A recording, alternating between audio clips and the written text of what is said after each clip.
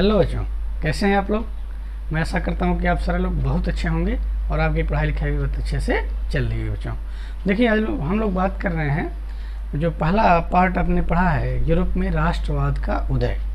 पहला पार्ट आपने पढ़ लिया है और आज हम लोग शुरू कर रहे हैं इसका पार्ट 2। तो यूरोप में राष्ट्रवाद का उदय पार्ट 2। बच्चों देखिए, पार्ट 2 में हमें दो बातें पढ़नी है, बहुत अच्छे से ध्यान से समझिएगा। पहला हम पढ़ेंगे राष्ट्र की दृश्य कल्पना। पहला क्या होगा बच्चों?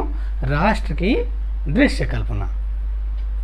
और दूसरे नंबर पे हमें बात करना है आज जर्मनी का एकीकरण। बच्चों ठीक है, अभी हमारा एक वीडियो और आएगा तो उसमें हम लोग पढ़ेंगे इटली का एकीकरण और वहीं पे एंड करेंगे। तो आज हमें दो चीज़ें पढ़नी है, राष्ट्र की दृश्य कल्पना और दूसरे नंबर पे जर्मनी का एकीकरण। बच्चों ठीक है, आइए पहले हम आपको समझा देते हैं। पहले आप अच्छे से सारी बातों को समझ लें, इसके बाद मैं अक्षरशः सारी बात को नोट कराऊंगा, लिखवाऊंगा मैं। तो परेशान ना हो, मैं सारी बातें लिखवाऊंगा, पहले आप लोग अच्छे से इसको केवल समझें। ठीक है बच्चों, देखिए सबसे पहले हम बात करते हैं राष्ट्र की दृश्य कल्पना। देखो बच्चों, 18वीं 19वीं शताब्दी में क्या हुआ कि यूरोप में राष्ट्रवाद का उदय हो चुका था, आप पढ़ चुके हैं पहले। तो इसमें क्या हुआ कि वहाँ के कलाकारों, चित्रकारों ने क्या हुआ कि एक राष्ट्र को जो है देशभक्ति की भावना जगाने के लिए, राष्ट्रीयता की भावना जगाने के लिए क्या किया कि पूरे राष्ट्र को एक मूर्त रूप देने का प्रयास किया, जिसको कि नारी रूप में प्रस्तुत किया गया, नारी के रूप में जो है चित्रित किया गया। जैसे भारत में हमारे देख लें, भारत में बात करें तो भारत माता, देखिए बना हुआ है ना फिगर, भारत माता। तो क्या हुआ कि ऐसे हमारे एक देश प्रेम की भावना जगती है, एक राष्ट्रीयता की भावना जगती है। इसी प्रकार से यूरोप में जो है मारियान और जर्मेनिया, याद रखिएगा, मारियान और जर्मेनिया। बच्चों मारियान फ्रांस के लिए, फ्रांस की प्रतिमा नारी के रूप में दिखाया गया था फ्रांस में, और जर्मेनिया को जो है जर्मनी में। बच्चों याद रखिएगा, मारियान फ्रांस में और जर्मेनिया जर्मनी में। तो ये सब, इसके साथ ही कुछ जो है प्रतीक चिन्हों को भी बनाया गया ताकि राष्ट्रीयता की भावना, देशभक्ति की भावना जगे प्रतीक चिन्हों के माध्यम से। जैसे टूटी हुई बेड़ियाँ, जहाँ पे टूटी हुई बेड़ियाँ दिखाया गया वहाँ पे आज़ादी की प्रतीक माना गया। बलूत का जो है वृक्ष दिखाया गया या बलूत के पत्ते दिखाए गए, तो बलूत वृक्ष जो है जर्मनी में बच्चों बहादुरी का प्रतीक होता है। इसी प्रकार से हम कह लें जैतून की डाली, जैतून की डाली जो है शांति का प्रतीक है। हाँ, तो ये सारी चीज़ें, कुछ प्रतीक जो है सब कुछ नोट करा देंगे आपको।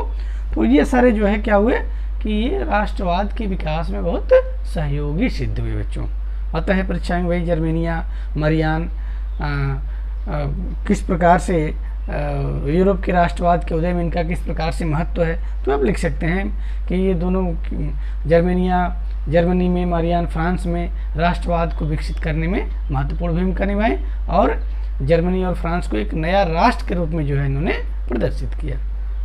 ठीक है बच्चों, चलिए तो ये रहे राष्ट्र की जो है कह सकते हैं कि दृश्य कल्पना। याद रखिएगा मारियाना और जर्मेनिया को। चलिए आगे हम बात कर रहे हैं दूसरे नंबर पे जो है क्या, जर्मनी का एकीकरण। बच्चों बहुत ध्यान से समझिएगा, बहुत आसान भाषा में, बहुत सरल भाषा में हम आपको समझा रहे हैं। बच्चों पहले सारी बातों को सुन लीजिए आप, फिर मैं नोट करा दूंगा। देखिए जर्मनी का एकीकरण, ध्यान दीजिए। तो जर्मनी के एकीकरण क्या होता है बच्चों? एकीकरण का मतलब जैसे जर्मनी जो देश था वो छोटे छोटे कई राज्यों में बटा हुआ था, छोटे छोटे कई राज्यों में बटा हुआ था, और इस सबको एक कर देना, इन सबको एक कर देना ही क्या कहलाएगा? जर्मनी का एकीकरण। तो जर्मनी छोटे छोटे राज्यों में बटा हुआ था और उसमें जो है सबसे शक्तिशाली राज्य था, सबसे महत्वपूर्ण राज्य था, वो था प्रशा। ठीक है बच्चों, प्रशा पहले भी पढ़ चुके हैं आप। तो प्रशा क्या है? प्रशा हम जर्मनी ही समझेंगे।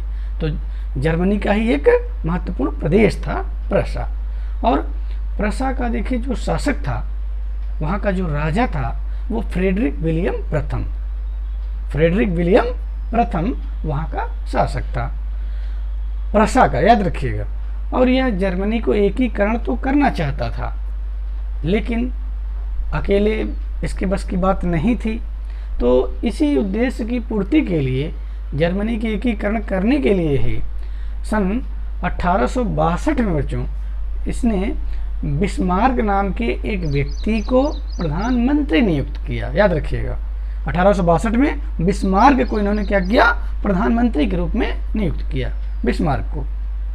बिस्मार्क जो है एक बहुत ही कूटनीतिज्ञ, राजनीतिज्ञ और एक साहसी व्यक्ति था।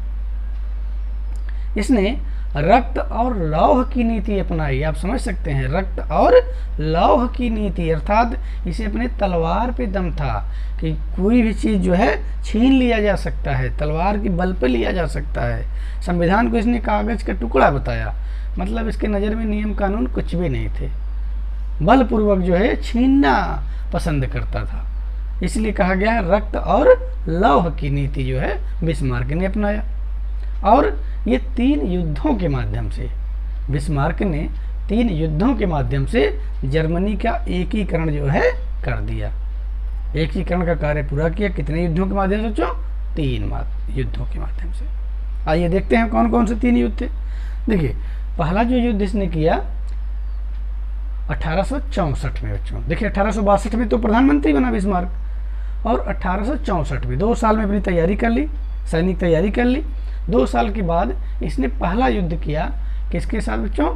तो डेनमार्क के साथ। डेनमार्क के साथ। देखिए, तो पहला जो युद्ध हुआ प्रसा और डेनमार्क से।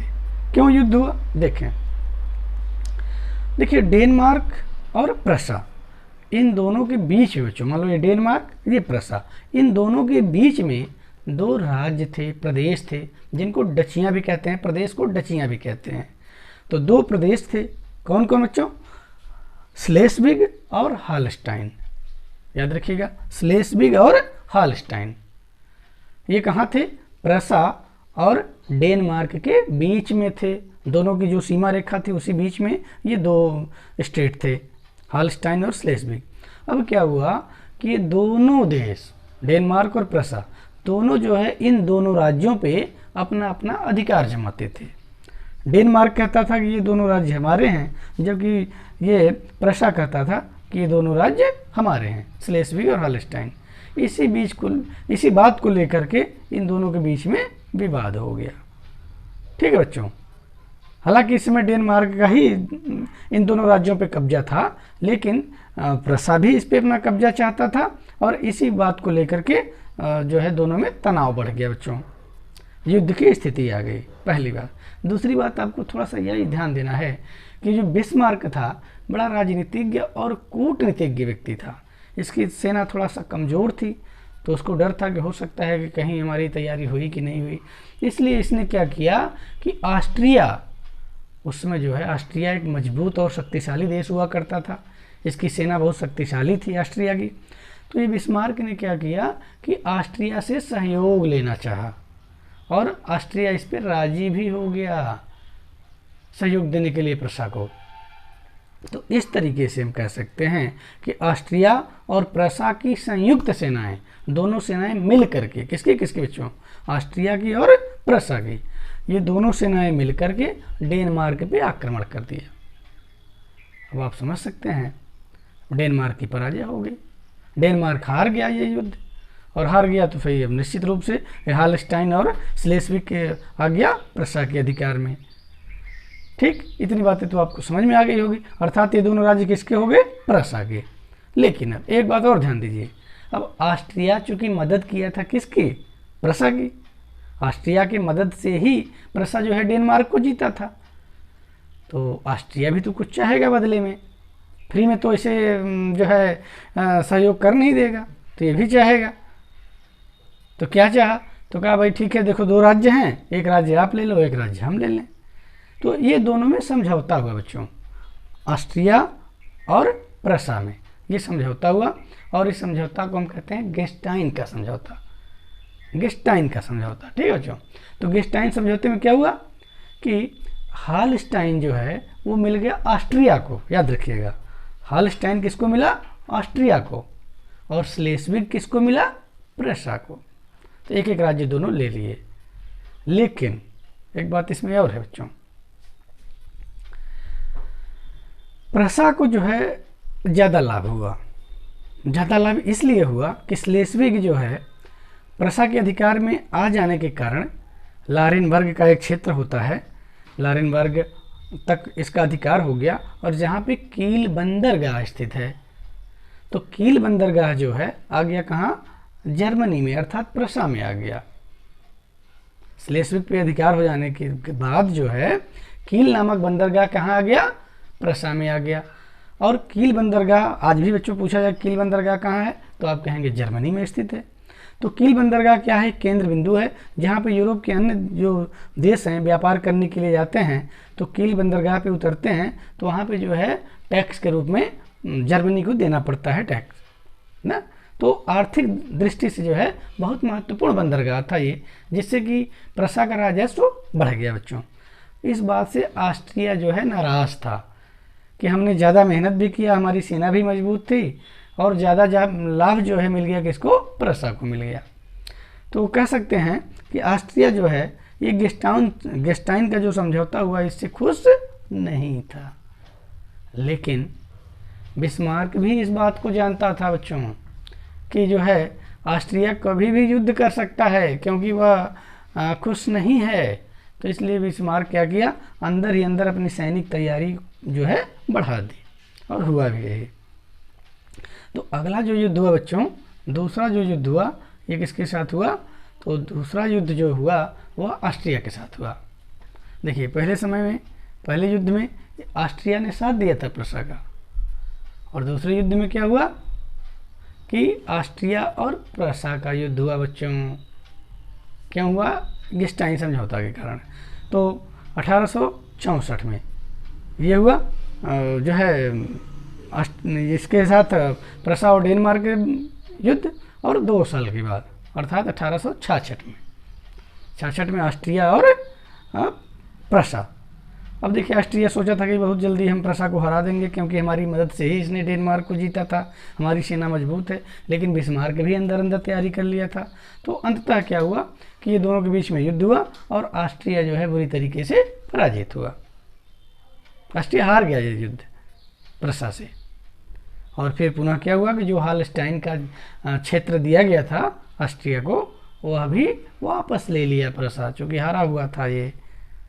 इसके साथ साथ कुछ क्षेत्र और भी थे जो है इसके कब्जे में जो ऑस्ट्रिया के, तो वो सब क्षेत्र भी मिल गया किसको, प्रशा को मिल गया दूसरे युद्ध के बाद। अब जो है ये पूरा क्षेत्र जो है प्रशा का देखिए पूरा विस्तृत हो गया, और एक राइन नदी है बच्चों, राइन नदी के इस पार फ्रांस है, इस पार जो है जर्मनी है, देखेंगे मैप में आप। तो राइन नदी तक जो है विस्तृत हो गया किसका क्षेत्र, प्रशा का। अब राइन नदी के इस पार फ्रांस है, और जो है इस युद्ध के बाद जो है प्रशा की शक्ति बहुत बढ़ गई थी, क्योंकि ऑस्ट्रिया को हराया था। और फ्रांस को यह बात बहुत बुरी लगी, ये अच्छी नहीं लगी फ्रांस को ये बात, क्योंकि बच्चों आप जान रहे हो कि एक पड़ोसी तरक्की करता है तो सबसे ज़्यादा जलन किसको होती है, पड़ोसी को ही होती है। इस वजह से फ्रांस पड़ोसी था, और फ्रांस को ये बात बुरी लगी जो है ऑस्ट्रिया, ये इसके प्रशा के बढ़ते हुए प्रभाव को फ्रांस पचा नहीं पाया। इसके बाद दूसरी बात और थी कि जर्मन संघ जो बना था, कुछ ये सब राज्यों को जो जर्मनी में मिला लिया था बिस्मार्क ने, तो इसका नाम दिया उत्तरी जर्मन संघ। अभी भी दक्षिणी जर्मन संघ बाकी था विलय करना। तो यहाँ पे प्रभाव किसका था, तो फ्रांस का ज़्यादा प्रभाव था। और फ्रांस का जो शासक था उस समय नेपोलियन तृतीय था बच्चों, ध्यान दीजिएगा, कौन, नेपोलियन तृतीय, नेपोलियन बोनापार्ट नहीं, इसको पढ़ चुके हैं आप। नेपोलियन बोनापार्ट तो 1815 में उस जो है वो वाटरलू के युद्ध में हार चुका था, और 1821 में मृत्यु हो चुकी थी इसकी, तो वो नहीं है, ये उसी के कह सकते हैं कि फ्रांस में उसी के वंशज का ये अगला शासक जो था नेपोलियन तृतीय था। तो दोनों के बीच में फिर युद्ध हो गए, फ्रांस में और प्रशा में, अर्थात बिस्मार्क और नेपोलियन तृतीय में। तो यहाँ भी बिस्मार्क जो है जीत जाता है युद्ध, और फ्रांस की पराजय हो जाती है, फ्रांस युद्ध हार जाता है। इसके बाद क्या हुआ कि अल्सास, लारेन हाँ, ये सब का जो क्षेत्र था वह मिल गया किसको, प्रसा को।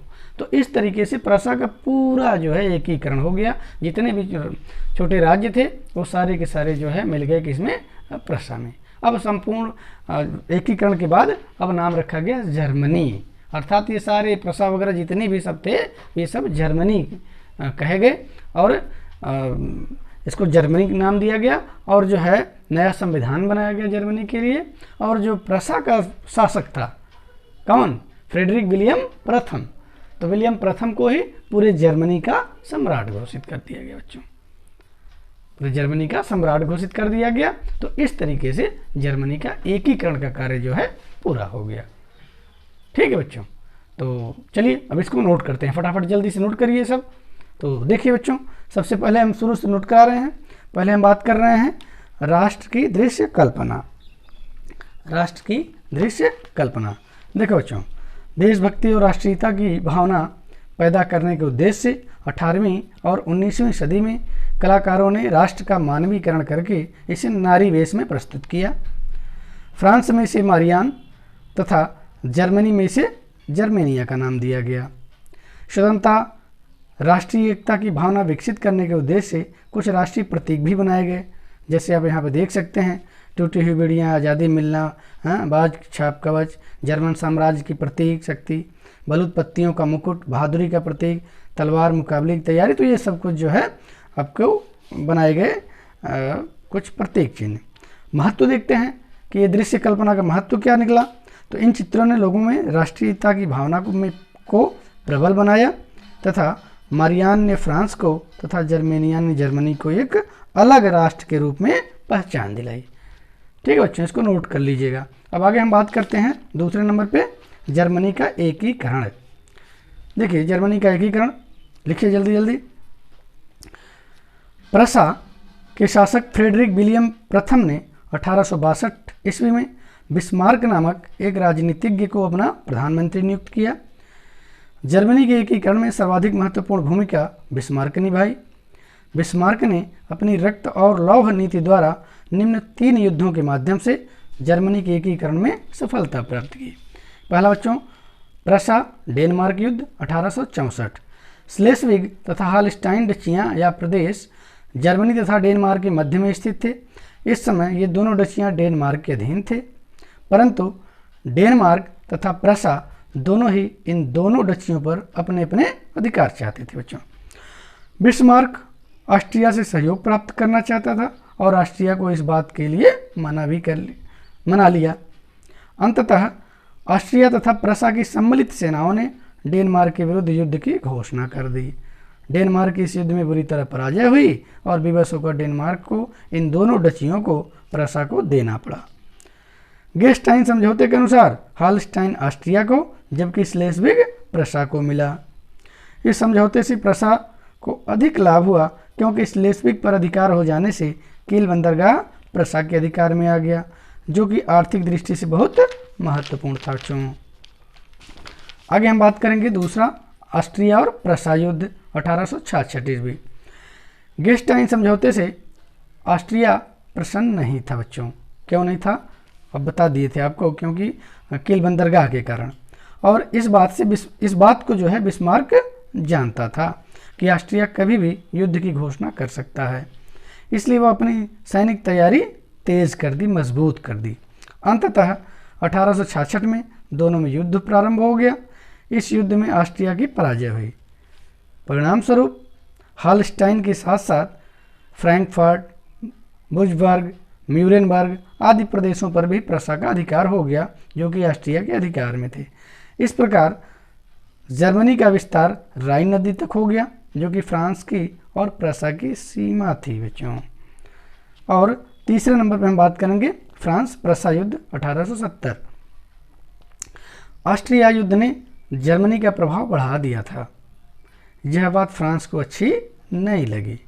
उत्तरी जर्मन संघ की स्थापना के बाद बिस्मार्क दक्षिण जर्मन के राज्यों को भी जर्मन संघ में मिलाना चाहता था, लेकिन इन राज्यों पर फ्रांस का प्रभाव अधिक था और फ्रांस का शासक नेपोलियन तृतीय इन राज्यों को जर्मन संघ में शामिल नहीं होने देना चाहता था बच्चों।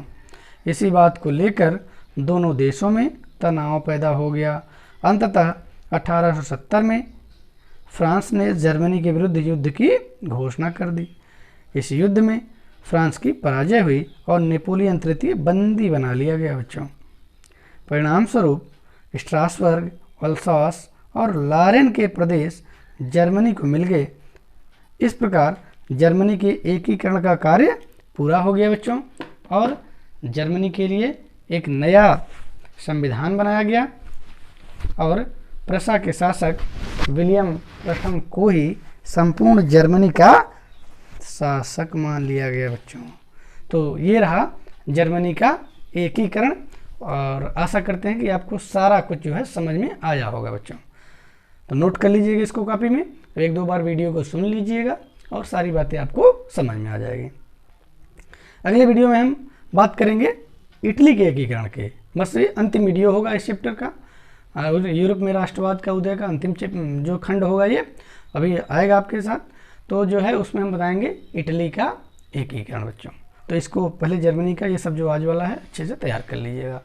एक बात और, जो लोग इस चैनल को अभी तक सब्सक्राइब ना किए हों बच्चों, रेड कलर का जो सब्सक्राइब बटन है उसको करके जो है सब्सक्राइब कर लीजिएगा, क्योंकि इस चैनल पे बहुत सारे वीडियो हैं और भी क्लासों के वीडियो हैं। केवल 10th के लिए ही नहीं बल्कि और क्लासों के लिए भी वीडियो हैं। तो हो सकता है आपके छोटे भाई बहन या आपके और परिचित लोग हों जो कि उनको वीडियो को दिखाइए, उनको और लाभ पहुँचे। तो अगर सब्सक्राइब कर लेंगे तो हमारे इस चैनल के जितने भी वीडियो हैं सब आपके पास पहुँच जाएंगे। ठीक है बच्चों, ओके, थैंक यू।